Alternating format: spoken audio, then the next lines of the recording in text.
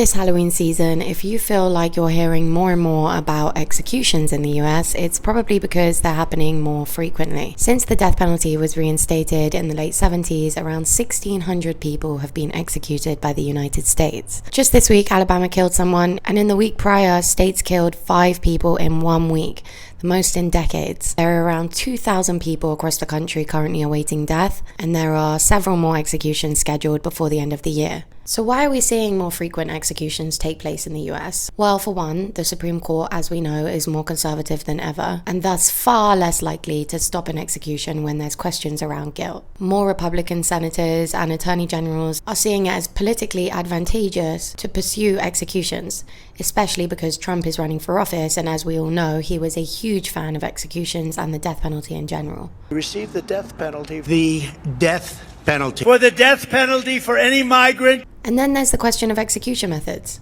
There was a period of time where pharmaceutical companies were not providing states with the pharmaceutical drugs they needed to execute people. It wasn't really good for their PR or marketing for their life-saving drugs to be used for death. This made it hard for states to find a way to kill people. Now there are more execution methods on the table. Alabama innovated a gas chamber. South Carolina recently gave Richard Moore a choice over what execution method he wanted: electric chair, lethal injection, or firing squad. He chose lethal injection. This is all to say that in the coming years we'll probably see executions more frequently, and thus more news around the death penalty.